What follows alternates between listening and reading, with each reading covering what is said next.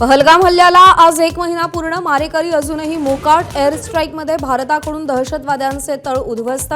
ABP माझावर दिवसभर विशेष coverage. पाकिस्तानचा पर्दाफाश करण्यासाठी भारताची मोहीम सुरू. कनिमोळींच्या नेतृत्वाखालील खासदारांचं शिष्टमंडळ आज रवाना होणार. संजय झा आणि श्रीकांत शिंदेंच्या नेतृत्वाखालील शिष्टमंडळ कालच रवाना.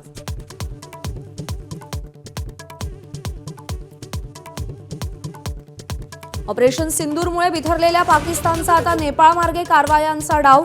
नेपाळमागे बांगलादेशी आणि पाकिस्तानी दहशतवाद्यांना भारतात पाठवण्याचा कट असल्याची माहिती.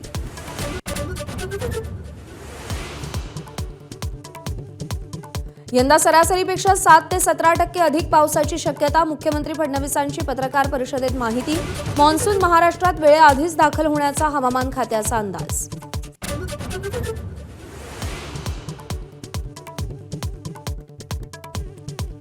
पुणे, सोलापूर, रायगडसह राज्यातील अनेक भागात जोरदार पाऊस. अनेकांच्या घरांमध्ये पाणी शिरलं तर रस्त्यांनाही नद्यांचं स्वरूप. सततच्या पावसामुळे पिकांनाही फटका.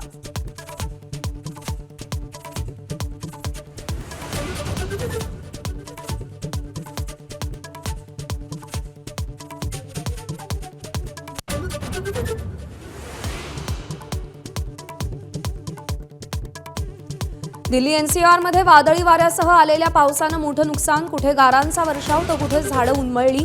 होर्डिंग आणि विजेचे खांब कोसळले. दोघांचा मृत्यू.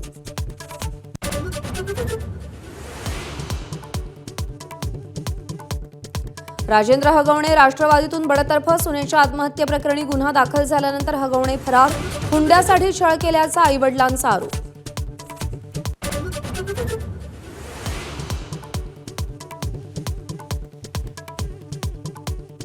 चाकरमान्यांसाठी खुशखबर. यंदा गणपतीसाठी जलवाहतुकीचा पर्याय. M2M बोटीनं मुंबईहून मालवणला 4.5 तासात तर रत्नागिरीला 3 तासात पोहोचता येणार. मंत्री नितेश राणेंची घोषणा.